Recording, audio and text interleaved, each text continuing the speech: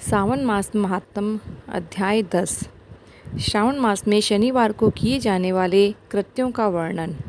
ईश्वर बोले, हे सनत कुमार, अब मैं आपसे शनिवार व्रत की विधि का वर्णन करूँगा, जिसका अनुष्ठान करने से मंदत्व नहीं होता है।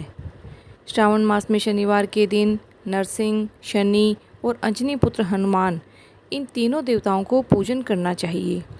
दीवार पर नरसिंह की सुंदर प्रतिमा बनाकर हल्दी युक्त चंदन से और नीले, लाल तथा पीले सुंदर पुष्पों से लक्ष्मी सहित जगतपति नरसिंह का भली भांति पूजन करके उन्हें खिचड़ी का नैवेद्य तथा कुंजर नामक शाक का भोग अर्पण करना चाहिए। उसी को स्वयं भी खाना चाहिए और ब्राह्मणों को भी खिलाना चाहिए। तिल का तेल तथा घृत स्नान भगवान नरसिंह को प्रिय है। शनिवार के दिन तिल सभी कार्यों के लिए प्रशस्त है। शनिवार के दिन तिल के तेल से ब्राह्मणों और सुवासिनी स्त्रियों को उपटन लगाना चाहिए तथा कुटुंब सहित स्वयं भी संपूर्ण शरीर में तेल लगाकर स्नान करना चाहिए तथा काले उड़द का भोजन ग्रहण करना चाहिए। इससे भगवान नरसिंह प्रसन्न होते हैं। इस प्रकार श्रावण मास में चारों शनिवारों में इस व्रत को करना चाहिए। जो ऐसा करता है उसके घर में स्थिर लक्ष्मी का वास रहता है और धन धान्य की समृद्धि होती है। पुत्रहीन व्यक्ति पुत्र वाला हो जाता है और इस लोक में सुख भोग कर अंत में वैकुंठ प्राप्त करता है। नरसिंह की कृपा से मनुष्य की चारों दिशाओं में व्याप्त रहने वाली उत्तम कीर्ति होती है। हे सौम्य, मैंने आपसे नरसिंह का यह उत्तम व्रत कहा। हे सनत कुमार, अब शनि की प्रसन्नता के लिए जो करना चाहिए उसे सुनिए। एक लंगड़े ब्राह्मण तथा उसके अभाव में किसी अन्य ब्राह्मण के शरीर में तिल का तेल लगाकर उसे उष्ण जल से स्नान कराना चाहिए और श्रद्धापूर्वक नरसिंह के लिए बताए गए अन्न, खिचड़ी आदि उसे खिलानी चाहिए। इसके बाद तेल, लोहा, काला तिल, काला उड़द, काला कंबल प्रदान करना चाहिए। इसके बाद व्रती यह कहे कि मैंने यह सब शनि की प्रसन्नता के लिए किया है, शनिदेव मुझ पर प्रसन्न हो। उसके बाद तिल के तेल से शनि का अभिषेक करना चाहिए।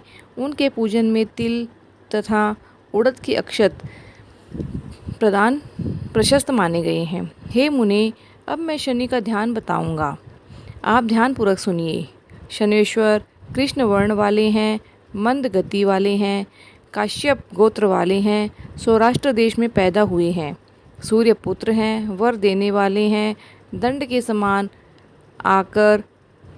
आकार वाले मंडल में स्थित हैं, इंद्र नीलमणि युक्त तुल्य कांति वाले हैं, हाथों में धनुष बाण त्रिशूल धारण किए हुए हैं, गिद्ध पर आरूढ़ हैं, यम इनके अधिदेवता हैं, ब्रह्मा इनके प्रतिनिधि देवता हैं। ये कस्तूरी, अंगूरू का गंध तथा गूगल का धूप ग्रहण करते हैं। इन्हें खिचड़ी प्रिय है। इस प्रकार ध्यान की विधि कही गई है। इनके पूजन के लिए लोहमयी सुंदर प्रतिमा बनानी चाहिए।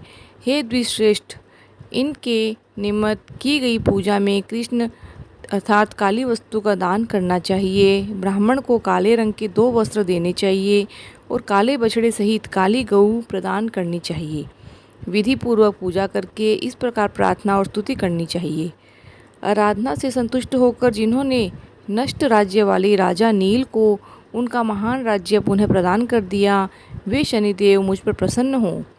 नील अंजन के समान वर्ण वाले, मंद गति से चलने वाले और छाया देवी तथा सूर्य से उत्पन्न होने वाले उन शनेश्वर को मैं नमस्कार करता हूँ। मंडल के कोण में स्थित आपको नमस्कार है।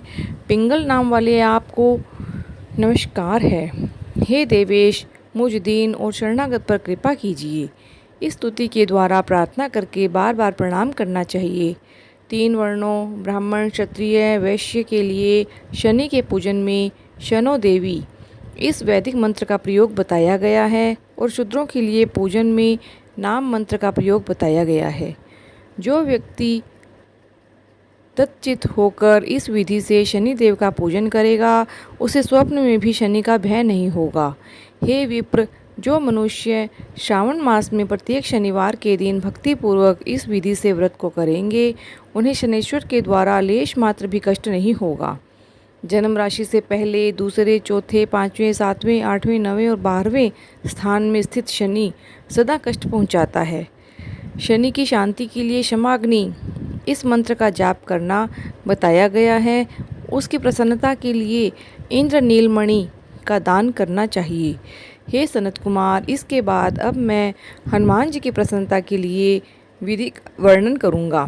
हनुमान जी की प्रसन्नता के लिए श्रावण मास में शनिवार को रुद्र मंत्र के द्वारा तेल से उनका अभिषेक करना चाहिए। तेल में निर्मित सिंदूर का लेप उन्हें समर्पित करना चाहिए।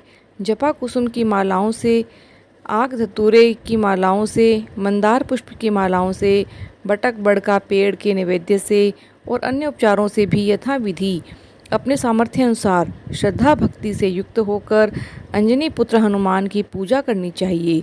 इसके बाद बुद्धिमान को चाहिए कि हनुमान जी की प्रसन्नता के लिए उनके 12 नामों का जाप करे।